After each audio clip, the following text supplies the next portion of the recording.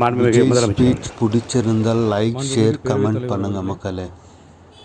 உலகில் தான் உற்பத்தி செய்யும் பாலை தனது சந்ததிகளுக்கு மட்டுமின்றி மனிதர்கள் உள்ளிட்ட பிற ஜீவராசிகளுக்கும் வழங்கி உயிரை காக்கும் பசுவை தெய்வமாக போற்றி வளர்த்து வருவது நமது பாரம்பரியத்தின் சிறப்பு.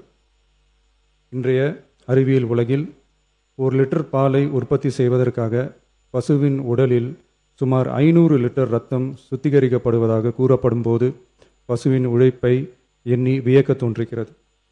தமிழ்நாட்டில் 8800 பால் கூட்டுறவு சங்கங்களில் உள்ள 3,16,000 பால் உற்பத்தியாளர்களிடமிருந்து தினசரி 34 லட்சம் லிட்டர் பால் கொள்முதல் செய்யப்பட்டு ஆவின் நிறுவனத்தின் மூலம் நாள் ஒன்றுக்கு 31 லட்சம் லிட்டர் பால் நுகர்வோருக்கு விற்பனை செய்யப்பட்டு வருகிறது. தற்போது 4.3% கொழுப்புச்சத்து மற்றும் 8.2% இதர சத்துகள் அடங்கிய 1 லிட்டர் பாலுக்கு கொள்முதல் விலையாக 35 ரூபாயும் மாநில ஊக்கத்தொகையாக 1 லிட்டர் பாலுக்கு 3 ரூபாயும் ஆக மொத்தம் 1 லிட்டருக்கு கொள்முதல் விலை 38 ரூபாய் 5/11/2022 முதல் வழங்கப்பட்டு வருகிறது. அதிகாலை 3 மணிக்கே எழுந்து மாடுகளை சுத்தம் செய்து பால் உற்பத்தி செய்யும் உற்பத்தியாளர்களின் உழைப்பையும் தீவனம் மற்றும் வேலையாட்களின் கூலி உள்ளிட்ட அதிகரித்து வரும் செலவுகளையும் கடந்த கால அரசு போதிய அளவில் கருத்தில் கொள்ளவில்லை. உற்பத்தியாளர்களுக்கு கொள்முதல் விலையை உயர்த்த வேண்டும் என்ற எண்ணம் கொஞ்சம் கூட இல்லாமல் இருந்துள்ளது. கடந்த காலத்தில் கொள்முதல் விலை உரிய அளவில் உயர்த்தப்படாத நிலையில் நம் அரசு சந்தித்து வரும் அதிகப்படியான நிதி நெருக்கடியிலும் பால் உற்பத்தியாளர்களின் நலனையும் வாழ்வாதாரத்தையும் கருத்தில் கொண்டு அவர்களின் உன்னதமான உழைப்பிற்கு உரிய மதிப்பை வழங்கும் வகையில் கொள்முதல் விலையை உயர்த்துவது நமது அரசின் கடமையாகும்.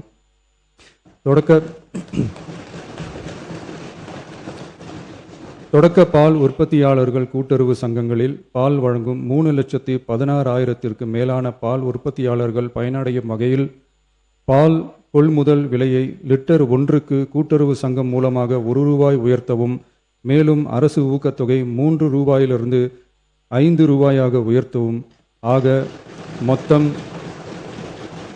1 லிட்டர் கொள்முதல் விலை 38 ரூபாயிலிருந்து 41 ரூபாயாக உயர்த்த அரசு முடிவு செய்துள்ளது.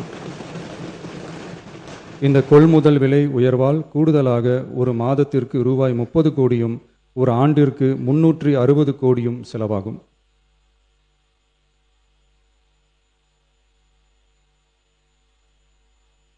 மாண்புமிகு பேரவைத் தலைவர் அவர்களே, ஒரு உயிரின் மதிப்பை அவரது வருமானம் தீர்மானிக்கக்கூடாது. வசதி படைத்தவர், வசதி குறைவானவர் என்ற நிலை மருத்துவத்துறையில் இருக்கக்கூடாது. அனைவருக்கும் சமமான மருத்துவ சேவை எளிதாக கிடைக்க வேண்டும் என்பதில் நமது அரசு உறுதியாக உள்ளது. மருத்துவம் என்பது சலுகை அல்ல, ஒவ்வொரு மனிதனின் அடிப்படை உரிமை. ஒரு மனிதனின் உயிரை காப்பாற்றுவதில் தாமதமாகும் ஒவ்வொரு நொடியும் மிக கொடியது. மருத்துவத்தை தேடி வரும் மக்களின் பாதையில் இருக்கும் தடைகளான வறுமை, தொலைவு, மருத்துவர் பற்றாக்குறை, மருந்துகளின் விலை, மருத்துவ விழிப்புணர்வு இல்லாமை, காத்திருப்பு, அவசர கால வசதியின்மை போன்றவற்றை படிப்படியாக அகற்றி ஏழை, பணக்காரர், கிராமம், நகரம் என்ற பாகுபாடின்றி ஒவ்வொருவருக்கும் தரமான மற்றும் எளிதான மருத்துவ சேவை கிடைக்க செய்வதை முதன்மையான நோக்கமாக கொண்டு செயல்பட்டு வருகிறது நமது அரசு. மாண்புமிகு பேரவைத் தலைவர் அவர்களே, மருத்துவம் மற்றும் மக்கள் நல்வாழ்வு துறையில் சில அறிவிப்புகளை சட்டப்பேரவை விதி 110 கீழ் இன்று வெளியிட விரும்புகிறேன். வடசென்னை மக்களுக்கு உயர்தர மருத்துவ சேவை எளிதில் கிடைக்கும் வகையில் பெரம்பூரில் ரூபாய் 300 கோடி மதிப்பீட்டில் 400 படுக்கைகள் கொண்ட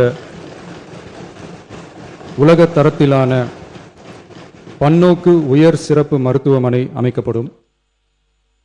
முதலமைச்சரின் விரிவான மருத்துவ காப்பீட்டு திட்டத்தின் இலவச மருத்துவ சிகிச்சைக்கான மருத்துவ காப்பீட்டுத் தொகை ஆண்டொன்றுக்கு தற்போதுள்ள 5 லட்சத்திலிருந்து ரூபாய் 25 லட்சமாக உயர்த்தப்படும்.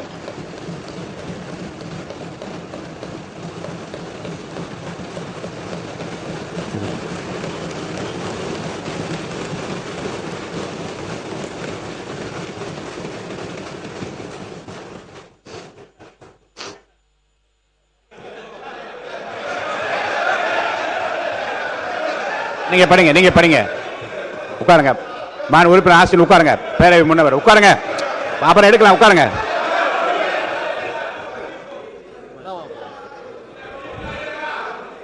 நீங்க தொடர்ந்து படிக்கலாம். இருங்க. மாண்பு முதலமைச்சர். திருநங்கையர்களுக்கான மருத்துவ மற்றும் அறுவை சிகிச்சை சேவைகள் கூடுதலாக சென்னை ஸ்டான்லி, திருநெல்வேலி, தூத்துக்குடி, செங்கல்பட்டு, திருவாரூர், தருமபுரி மற்றும் கன்னியாகுமரி ஆகிய 7 அரசு மருத்துவக் கல்லூரி மருத்துவமனைகளில் முதலமைச்சரின் விரிவான மருத்துவ காப்பீட்டு திட்டத்தின் கீழ் வழங்கப்படும்.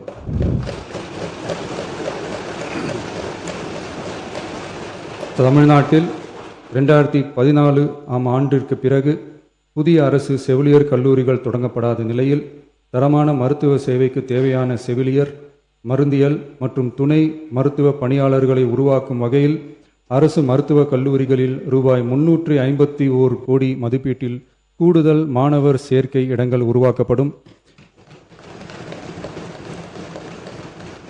7 புதிய அரசு செவிலியர் கல்லூரிகள் தொடங்கப்பட்டு 660 பிஎஸ்சி செவிலியர் மாணாக்கர் இடங்கள் உருவாக்கப்பட்டு ஏற்கனவே உள்ள செவிலியர் கல்லூரிகள் மற்றும் செவிலியர் பள்ளிகளில் கூடுதலாக 1925 கூடுதல் மாணாக்கர் இடங்கள், இயன்முறை மருத்துவம் உள்ளிட்ட 12 துணை மருத்துவ படிப்புகளில் 2778 மாணாக்கர் இடங்கள்,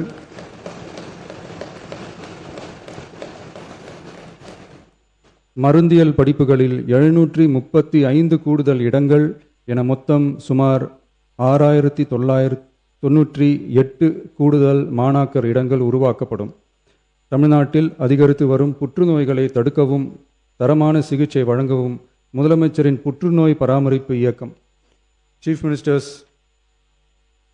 கேன்சர் கேர் மிஷன் 677 கோடியே 44 லட்சம் ரூபாய் மதிப்பீட்டில் மேம்படுத்தப்படும்.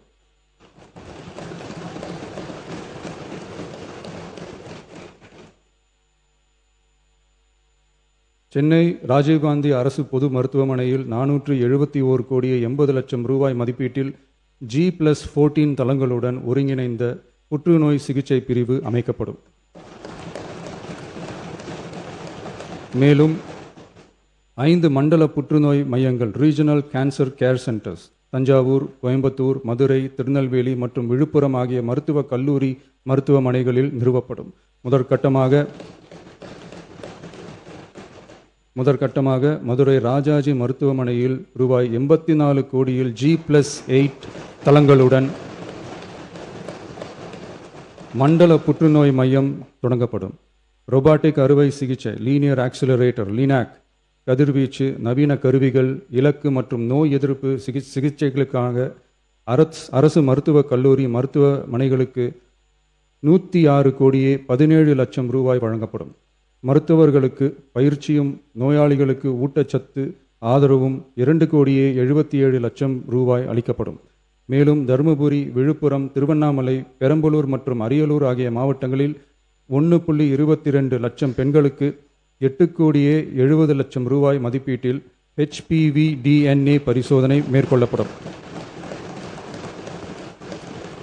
மொத்தம் 673 கோடியே 44 லட்சம் ரூபாய் மதிப்பீட்டில் புற்றுநோய் தாக்கத்திலிருந்து மக்களை காக்கும் வகையில் பல்வேறு பணிகள் மேற்கொள்ளப்படும்.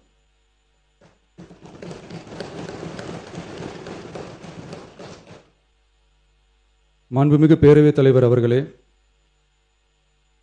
கடந்த 12/8/2026 அன்று காட்டுமன்னார்கோவில் சட்டமன்ற தொகுதி உறுப்பினர் திரு ஜோதிமணி அவர்கள் பேசும்போது பல எம்எல்ஏக்களிடம் சொந்தமாக வாகனம் இல்லை என்றும் தொகுதி பணிகளை ஆய்வு செய்யவும் பார்வையிடவும் கடினமாக உள்ளதாகவும் லஞ்சமில்லாத நேர்மையான ஆட்சி அமைய உறுப்பினர்களின் அடிப்படை தேவைகளை அரசு பூர்த்தி செய்ய வேண்டும் என்றும் கோரிக்கை வைத்தார். எந்த ஒரு பொருளாதார பலம் இல்லாமல் சட்டமன்ற உறுப்பினர்களாக பணியாற்றி கொண்டிருப்பவர்கள் தங்களின் தொகுதி பணிகளை செய்ய சொந்த வாகனங்களோ அல்லது உதவியாளர்களையோ வைத்துக்கொள்ள முடிவதில்லை என்றும் தெரிவித்தார். மேலும் இது தொடர்பாக கோரிக்கைகளும் வரப்பெற்றது. மக்களாட்சியின் மிக முக்கிய தூண்களில் ஒன்றாக விளங்குபவர்கள் மாண்புமிகு சட்டமன்ற உறுப்பினர்கள். தமிழ்நாடு சட்டமன்ற வரலாற்றில் எளிய பின்னணியில் இருந்து பணபலமோ அரசியல் பின்னணியோ இன்றி மக்களின் பேராதரவோடு முதன்முறையாக சட்டமன்றத்திற்கு தேர்வு செய்யப்பட்டுள்ள முதல் தலைமுறை சட்டமன்ற உறுப்பினர்களின் எண்ணிக்கை குறிப்பிடத்தக்க அளவில் உயர்ந்துள்ளது. 29/3/2026 அன்று நடைபெற்ற தமிழக வெற்றிக் கழக வேட்பாளர் அறிமுக கூட்டத்தில் நேர்மையாகவும் வெளிப்படைத்தன்மையுடனும் மக்கள் பணி செய்து ஊழலற்ற லஞ்ச லாவண்யமற்ற நிர்வாகத்தை மேற்கொள்வது என அனைத்து வேட்பாளர்களும் எடுத்துக்கொண்ட உறுதிமொழிக்கு ஏற்ப அதே பாதையில் தேர்ந்தெடுக்கப்பட்ட சட்டமன்ற உறுப்பினர்களும் செயல்பட்டு வருகின்றனர். மக்களுக்கான நிர்வாகம் நேர்மையின் பாதையில் என்ற அடிப்படையில் லஞ்ச லாவண்யமற்ற நேர்மையான மற்றும் வெளிப்படையான நிர்வாகத்தை அடித்தட்டு மக்கள் வரை கொண்டு சேர்க்கும் நோக்கில் தமிழக வெற்றிக் கழக அரசு செயல்பட்டு வருகிறது. தங்களது தொகுதி மக்களின் குறைகளை கேட்டறியவும் அரசு திட்டங்கள் மக்களை சென்றடைவதை கண்காணிக்கவும் தங்களின் தொகுதி முழுவதும் தொடர் பயணங்களை சட்டமன்ற உறுப்பினர்கள் மேற்கொள்ள வேண்டியுள்ளது. பொருளாதார பலம் இல்லாமல் சட்டமன்ற உறுப்பினர்களாக பணியாற்றும் மற்றும் முதலாக சட்டமன்ற உறுப்பினர்களாக தேர்வு செய்யப்பட்ட உறுப்பினர்கள் தங்களது மக்கள் பணியை தோய்வின்றி தொடர்வதற்கும் அவர்கள் தங்களின் தொகுதி பணிகளை திறம்பட மேற்கொள்வதற்கு வசதியாக அனைத்து சட்டமன்ற உறுப்பினர்களுக்கும் அரசு சார்பில் வாகனம் வழங்கப்படும் என்பதை மகிழ்ச்சியோடு தெரிவித்துக் கொள்கிறேன்.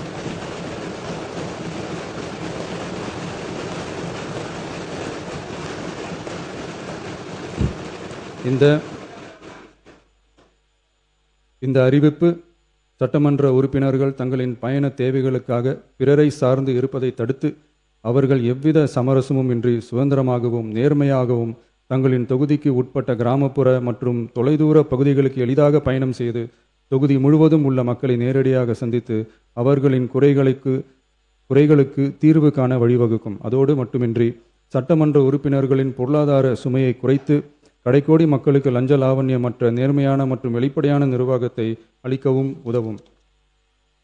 மேலும் சட்டமன்ற உறுப்பினர்கள் தங்களது தொகுதி சார்ந்த பல்வேறு பணிகளை மேற்கொள்ள ஏதுவாக சட்டமன்ற உறுப்பினர்கள் ஒரு உதவியாளரை நியமித்துக் கொள்வது அவசியம் என கருதப்படுகிறது.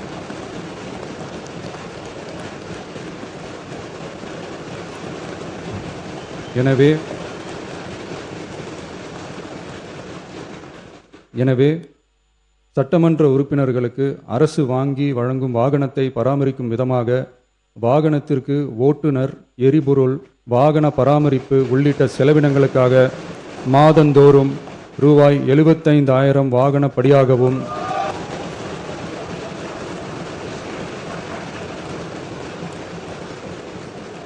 அலுவலக பணிகளில் உதவி செய்ய ஓர் உதவியாளரை நியமித்துக் கொள்ள மாதந்தோறும் ரூபாய் 25,000 உதவியாளர் படியாகவும்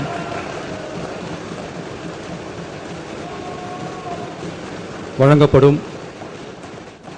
இதற்காக உரிய சட்டத்தில் திருத்தங்கள் மேற்கொண்டு ஆணைகள் வெளியிடப்படும் என்பதையும் தெரிவித்துக் கொள்கிறேன். நன்றி.